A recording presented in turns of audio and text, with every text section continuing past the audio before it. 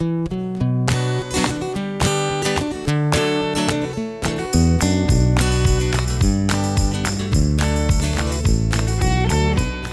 the Underpowered Hour. On this week's show, we're joined live in the studio by our good friend, the Land Roverista himself, Vlado Stec, all the way from Heyus in Slovakia. And now, here's the show.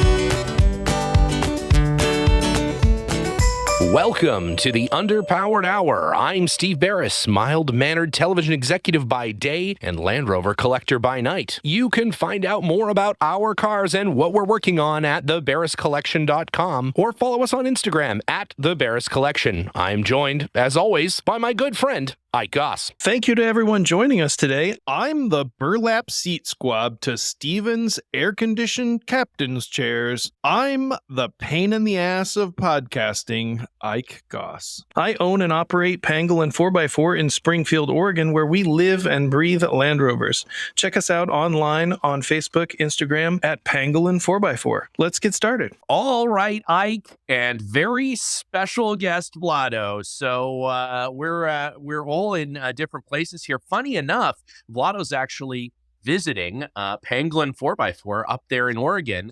And I'm actually at Vlado's house in Slovakia. So you know, it worked out. It worked out that way. Yeah, just a little swapperoo. You know, it's like wife swap, but different. So, how is the U.S. treating you so far, Vlado? You haven't been shot or anything yet. So far, so good. Hello, everyone. Yeah, so far, so good. A couple of scary things happen on the road.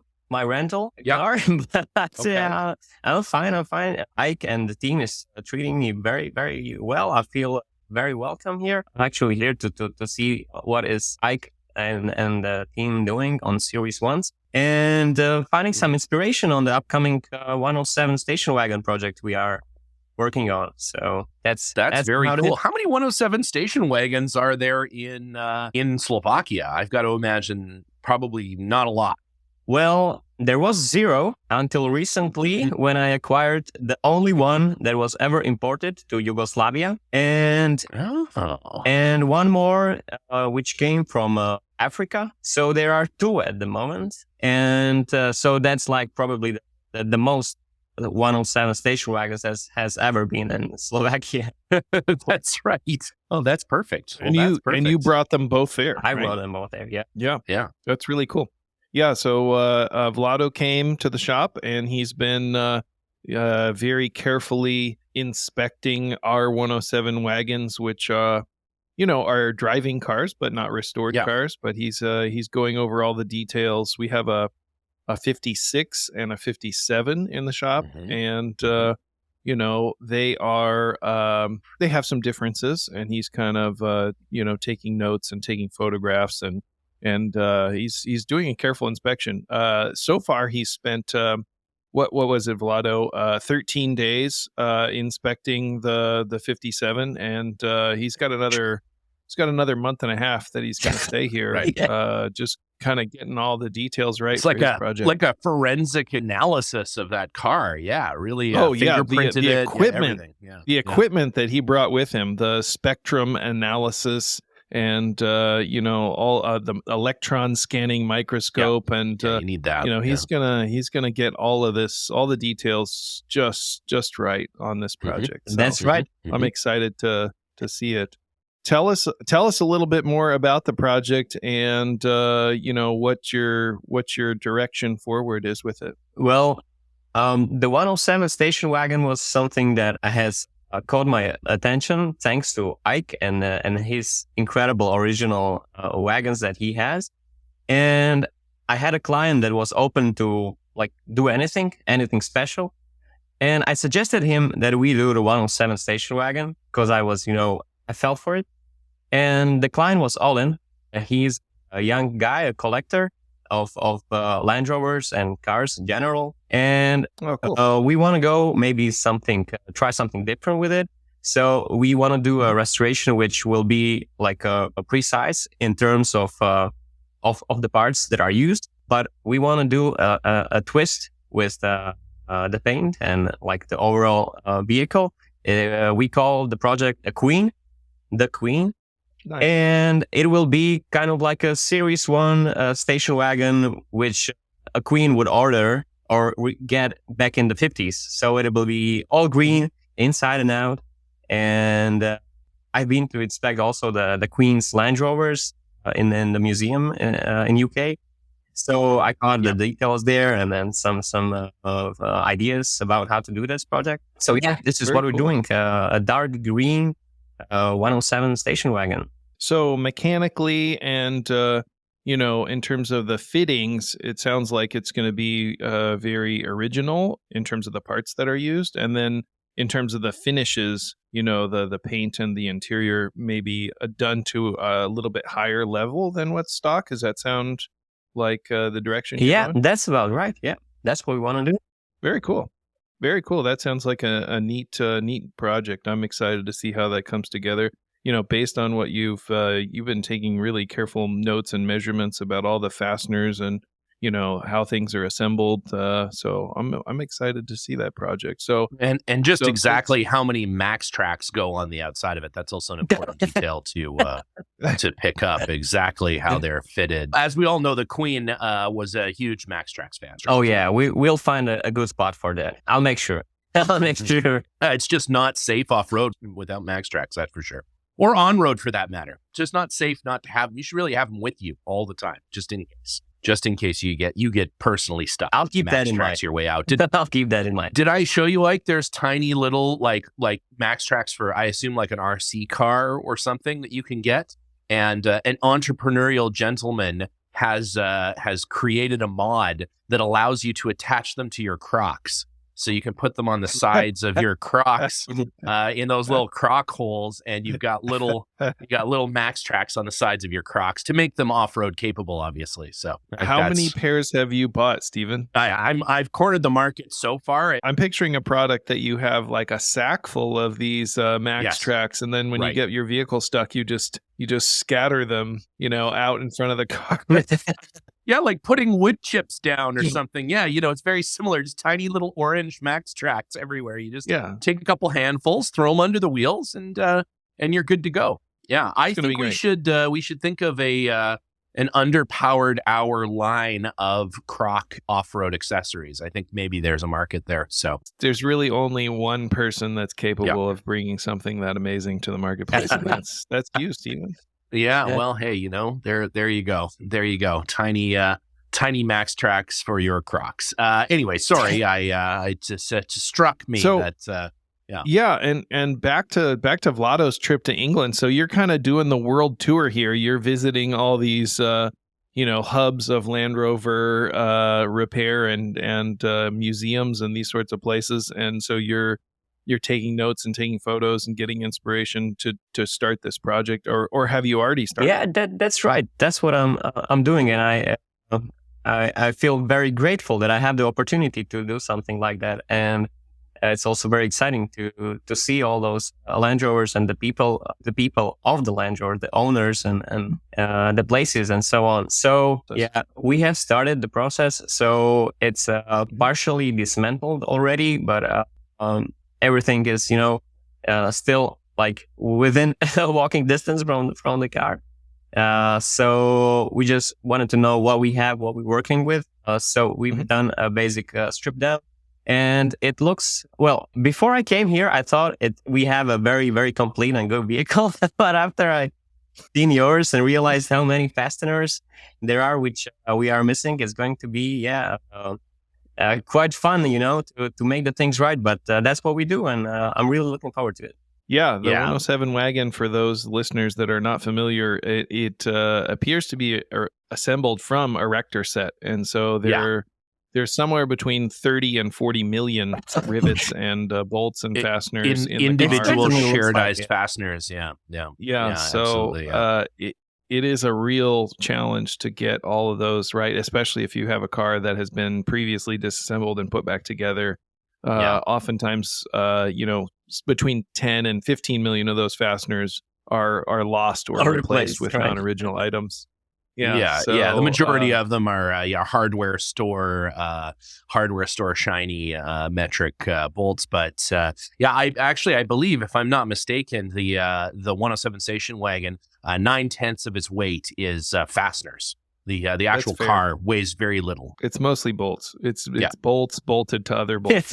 Yeah, and then those are riveted together. Yeah, and then those two bolts are riveted together. Yeah, exactly. No, it's they are a really fascinating car. I've always, the part of the 107 wagon for me that I think is the most fascinating is the rear door that looks like it's from a different car that someone has just sort of grafted onto the back, almost as if it was an afterthought or something. But they're just such a unique car, and real wonderful, really wonderful. It's funny you mentioned the rear door. Are you talking about the middle door or the rear? Yeah, the middle door. Yeah, that's right. The middle door. Sorry, the passengers' side doors. Yeah, they're kind of like at a different, like almost a different height. Like the front door bottom doesn't line up with the middle door.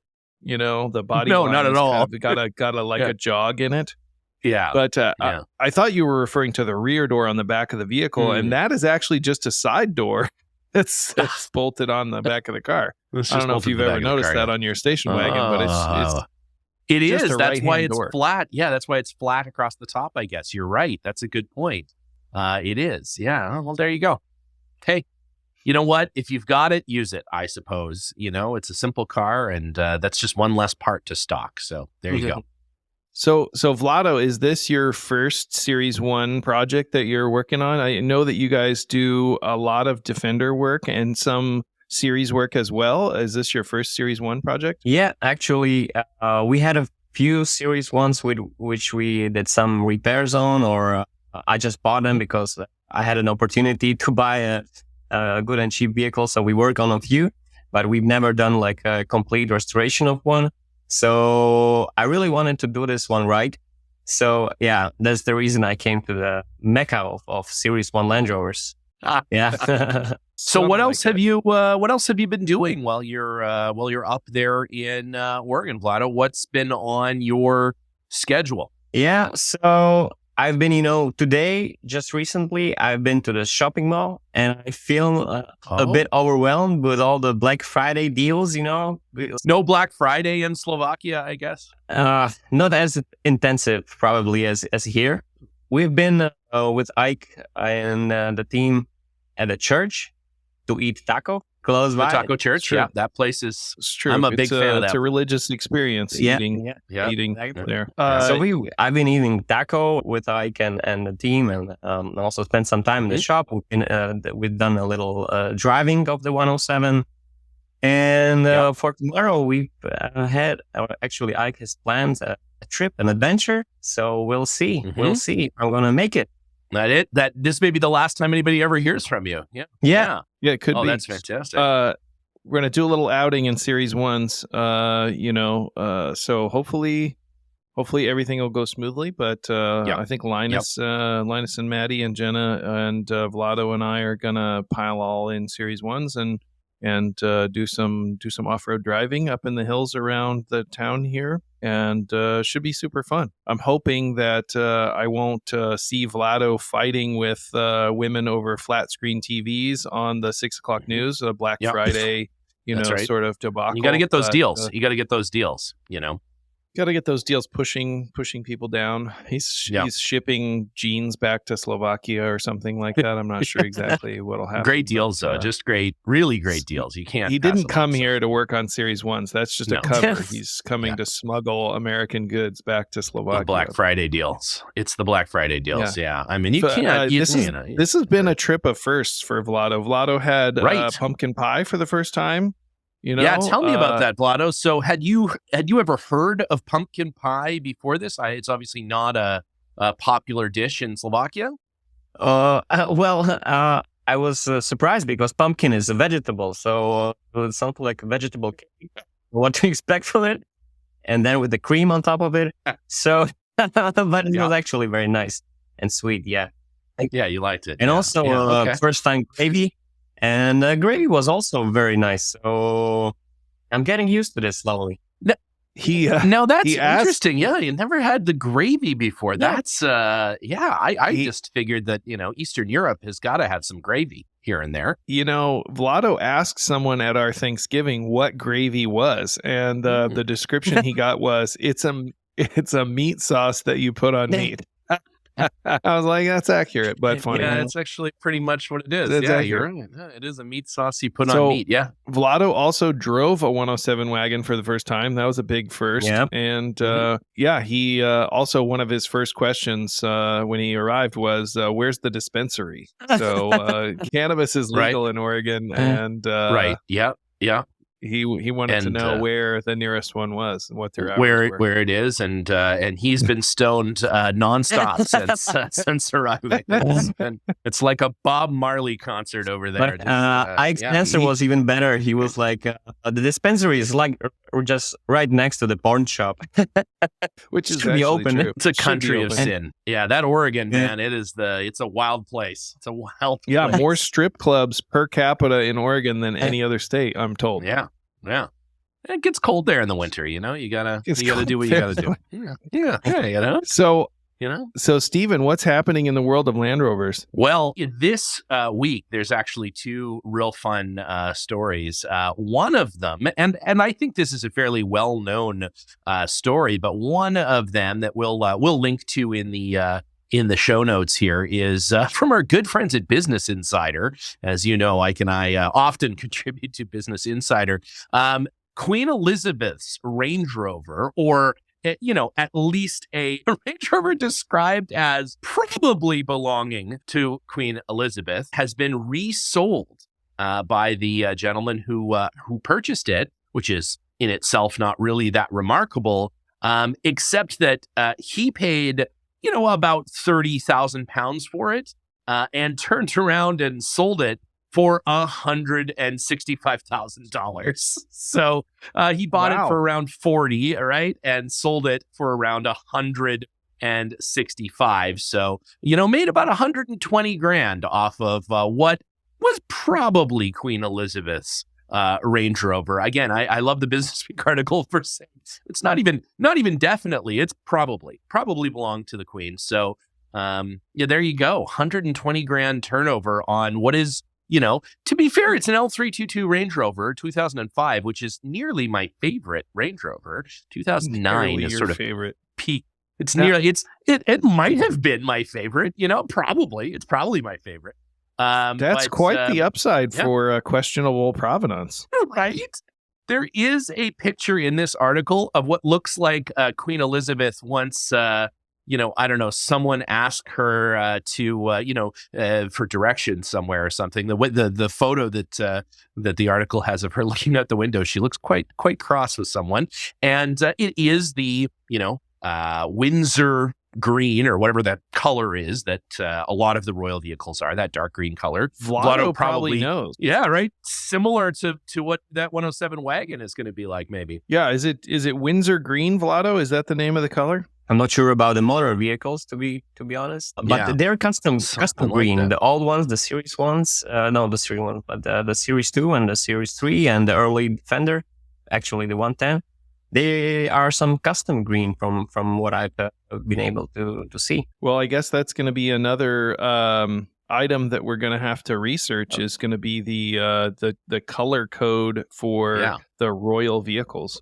Yeah, what is that color code? What do you think? I don't know if you see the screen here, Ike, but what do you think she's thinking there? Seems as though like she's sort of looking at the picture of the Range Rover, saying like, I don't know, that's not my Range Rover. She does look annoyed. I think she's wondering why anyone would take a photograph of her in her Range Rover. It's true. But could be another one. There's another say. one.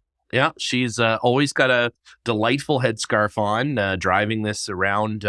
Now, from what I understand, she would only be allowed to drive these cars on the grounds of one of the castles, either Balmoral up in Scotland or Windsor Castle, whatever, or of course Buckingham Palace. She would be allowed to drive them around, sort of, in her garden, which is obviously a pretty significant one. But there you go. You have the Queen in a Range Rover that you just made $120,000 on. So That's pretty impressive. So the next question, and probably the most salient, is where are you going to park this Range Rover, Stephen? I just bought. Yeah, that's a good question. Yeah, still looking for space. Still looking for space for it. But, I just couldn't say no. I couldn't say no. It probably belonged to the Queen. So, hey, I've got a lot of cars that probably belong to a bunch of different people. So, if anyone's interested, please reach out. Happy to come up with somebody that may or may not have owned any number of different cars. So there you go. I'm wondering what else is happening in the world of Land Rovers. Is there something else that we should know? Well, about? I'm glad you ask. Ike, because there very much is. We have an article from the old Jalopnik, which I know you're a big fan of, that is talking about the Jaguar Land Rover won't clear its 5,000 vehicle repair backlog until probably sometime next year. So there is apparently a whole stack of Land Rover cars across the United Kingdom waiting to be fixed. They are parked up because there are not enough parts to fix them. Part of the big international shortage of all things and disruption of supply chains has caused JLR to have a pretty enormous backlog. And this article goes on to, get an apology from new CEO Adrian Martel, our good buddy. And basically says just, sorry. We're on to a fix as soon as we can. I think this is something that's not necessarily particular to Land Rover. This is kind of an artifact of just-in-time manufacturing. And the issue is, if you need more than one, just-in-time manufacturing takes a while. That's right. And it does. That's a departure from the sort of traditional model of warehousing spare parts until they're needed, right? Yeah, well, and also sort of having that available for cars then later on. I mean, would there be no new old stock if back in the day there was just-in-time manufacturing? I mean, probably not, right? We probably wouldn't have all of the different fasteners that Vlado will need for that 107 wagon if it was, if it was made just in time, because it would have never been made in the first place. I think that's right, and you really starting to see that with some of the classic Range Rover stuff, some of the NAS Defender stuff that's, 20, 30 years old and is now, some of those pieces are virtually impossible to get parts for. Yeah, that's right. Oh, our Freelander parts. Let me tell you, Freelander rear turn signal side lenses. Ooh, nearly impossible. Now, correct me if I'm wrong, Stephen, and Vlado, you might know the answer to this. I'm told that the military of Luxembourg used Freelanders in large numbers. I know they had. Is that true? I know they had forward controls, quite a few of them, left-hand drive. I even think those forward controls that are in Europe are from the Luxembourg army. I'm not sure about the Freelanders, to be honest. Can't you just picture a line of Freelanders, coming in over the hill for an attack? Nothing more intimidating. They've got. That's why they made the one with the rear roof that comes off, because a guy would sit up there with a 50 caliber machine gun like a Humvee. Oh, that's what it's right off the back. That's what it's for. It's little known. It's one of the fact. 2 doors with the removable hardtop and just has a machine gun ring on top. Yeah, and the guy's just sticking out the back of the hardtop there.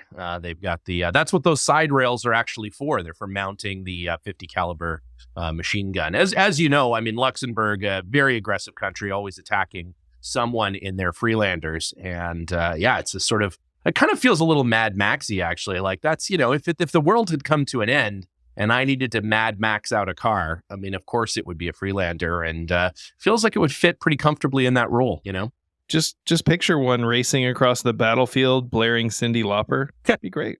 I would have a guy. I would have maybe a middle-aged guy on with a ukulele that shoots flames up on the roof or something. Not couldn't be a full-size guitar. It really wouldn't fit, but it'd be pretty cool. Yeah. So you're in South Dakota. So is there anything Land Rovering happening in South Dakota? There isn't anything Land Rover. I'm not even sure that there's a Land Rover dealership here in South Dakota. I have to do some Googling. If we have any listeners in the Dakotas, we have to hang out. But no, I'm here pheasant hunting with my dad and some friends, and we're having a great time. And I've been looking, as I always do, for any possible Land Rovers, but it is impossible to see anything but an F-150. There is, I think there's more F-150s here than there are people. I'm not exactly sure who drives all these F-150s, but there's a lot of them. This is truck country for sure. Now, speaking of domestic manufacturing, the Defender, as of a few years ago, is made in Slovakia. Is that right, Vlado? And that's true. They've been actually working very hard recently due to the delays in production. So I'm not sure if it's still, but for some time I know there has been like 3 kind of shifts going on. So it was like non-stop producing cars. And even like when I'm driving around Slovakia, there's a lot of time I see full trains of new Defenders going west. And I see a lot of trucks full of Defenders going all over Europe. But I actually wanted to visit them the other day, but everything is top secret there. I even try, to visit as somebody that's involved in the community and being active with Land Rovers. But it's all top secret. So who knows what's going on there. Oh my goodness. Yeah, they're working on the 80-inch new Defender. I can't wait. That's too bad. Yeah, it's a chocolate factory sort of situation in there. You've got tiny guys in boats and Defender parts, and who knew? It's I was actually watching something in the UK the other day. It was I don't know what show it was, but it was all about the manufacturing of the new Defender, and they did show some shots inside of the factory and talked about the folks there getting it all up and running. And they're making a lot of Defenders. Holy moly. There are a ton of new Defenders out there. None here in South Dakota, but the rest of the country, certainly. And it's amazing. I mean, they're churning them out like crazy. I don't know how popular they are in the rest of Europe, Vlado. Are there a ton of 110s and 90s and things in Slovakia and other parts of Eastern Europe? Yeah, actually, you can see a lot of them. I was surprised how many they drive, even in Slovakia and the Eastern and Central European countries. There's quite a lot of them. You can even see those Carpathian edition or something like that, which is like the 500 horsepower gray edition Defenders, which are pretty cool. Mm-hmm. And there's quite a lot. Actually, my neighbor has one, so we always park, next to each other. He has the new one. I have the old one. There's quite a lot of them. And what's an interesting thing on our Craigslist, right? Craigslist in Slovakia. What do they call it there? So it's called a bazoš. So it's like a market. Bazoš? Yeah. So it's kind of a marketplace. Yeah. And what is I'm researching this every day and I'm looking for various Land Rover Defender parts and so. And recently there has been like a lot of new Defender parts under some anonymous seller, selling like selling like he has 100 lights, Fender logo, door lights, 100 of them for sale, or like a rear left light never used without the box and stuff. That's fun. That's fun. Few, maybe some of those fell off the old supply chain on the way to the factory there, or probably they just fell off. Yeah. He's got a cousin. Yeah, I got a cousin that works over there. That's, hey, you know what? I guess don't hate the player, hate the game. Yeah. Or there's a bunch of folks in Slovakia missing a rear right tail light. One of the two. I don't know. I guess it could be either one. Or once a guy, he texted me that a new Defender has from inside an interior kind of a sill protection or something like that. And he texted me like he has 50 of them for sale. And he was trying to sell me those because he found on the internet that I work with Land Rovers and Defenders. And he texted me like an offer of 50 of those and asking ridiculous money for like 200 per piece. So he was like hoping I would buy like for 10,000 euros, worth of or sill protectors for any defender. Sill protector, a Yeah. lifetime supply Lifetime of supply sill. of- Now, Yeah. I'm assuming these are finding their way out of the supply chain, and into the Craigslist. you It's know, those that's kind of 5,000 interesting. cars parked up in the UK waiting for a sill plate. Now that Too brings bad. me back to that article. We forgot to touch on something which I thought was actually the most interesting part of that story, which was the factory is recommending the use of secondhand parts Right. to repair the cars and sort of ease this backlog. And I was thinking, where are these secondhand parts coming from?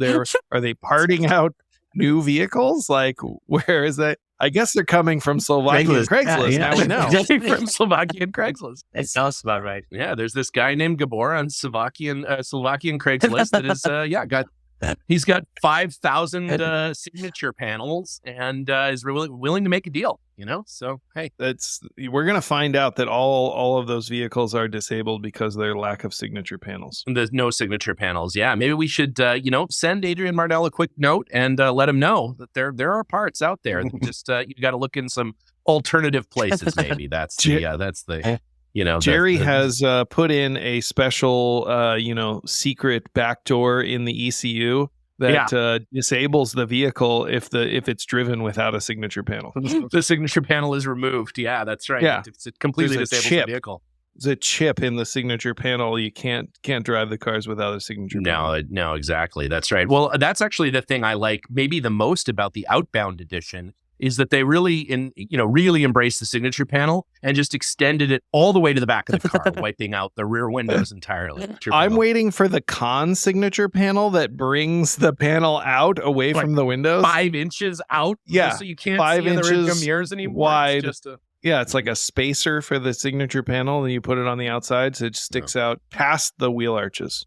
I think what you're talking about might just be the spice rack. I mean, it kind of is you're kind of talking about. I did see a guy in Los Angeles in a 90 with 2 spice racks. I've never seen that before. It looked like Princess Leia. There was a spice rack on either side. It was a white 90 with black spice racks on either side. It had like a Mickey Mouse Princess Leia vibe going on. It was, I don't know. That person just really embraced the exterior storage. I guess it's a 90. Every extra inch counts. So, There's not a lot of space in the back of those cars. No, exactly. No, they're more of a lifestyle car, not really meant for hauling stuff. So, hey, put a couple spice racks on the outside. No problem. I think. Now, how many spice racks do you have in your car? I think I have just the one. I have just the one. Just the one? I got the one. Mhm. Yeah, but how many are you planning to put on? I'm going to put 2 on the side of the shore wagon. That's my plan. 2 next, on the side and then 1 on the front? And 1 on the front. Yeah, to the passenger side of the windshield. I don't really use that side anyway. So, yeah. Hang them off the doors, off the fenders. Just a whole whack of spice racks. They really are. I mean, they're a great little pack. I don't think we've ever effectively used it for anything. Although Jenna and Liza did put stuff on there in the Rebel. They did have, I don't know what it was, but I guess we're going to have to ask next time they're on the show. But there has been things in them. But, again, unfortunately, my laser is down right now. Chris and I are working on some replacement parts there. But I have said for some time, I do want to make an insert that allows you to put your Nando's peri-peri sauce and Nando's Peronaise right in the spice rack where it's easy to get to in an emergency. Wow. Do that. I can't wait. We'll make that available along with our Croc off-road accessories. Get that all in the store in time for Christmas. So you're going to make tens of dollars. Tens of dollars. Yeah. Well, speaking of Christmas, we're getting to the Christmas season, which means a great episodes of the Underpowered Hour coming up.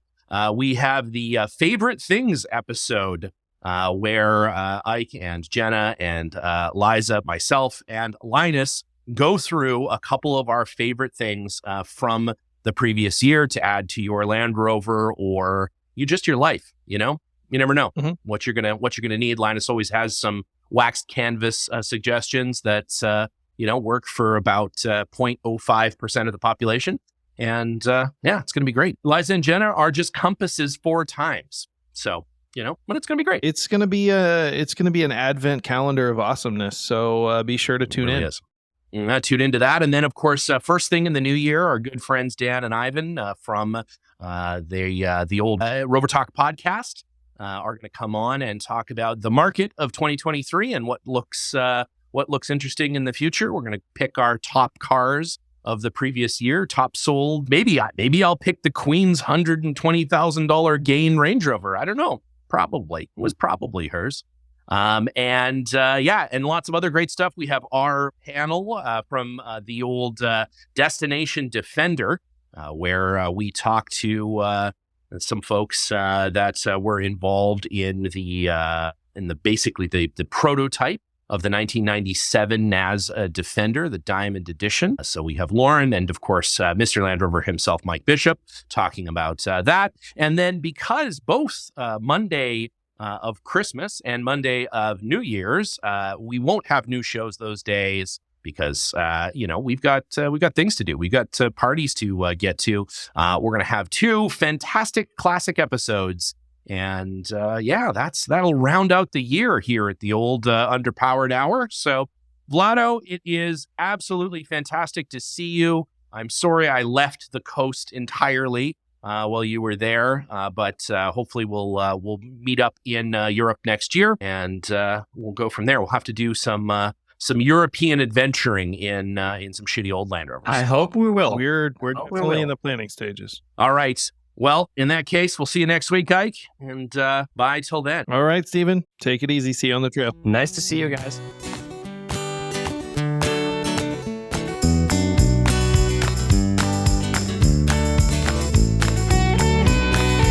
The Underpowered Hour is produced by Liza Veris, Ike Goss, and me, Steve Veris. Pavel Svardov composed and performed our theme music. Consider supporting the show on Patreon, and if you already do, thank you. Your support makes the show possible. For even more, check out our Instagram or Facebook.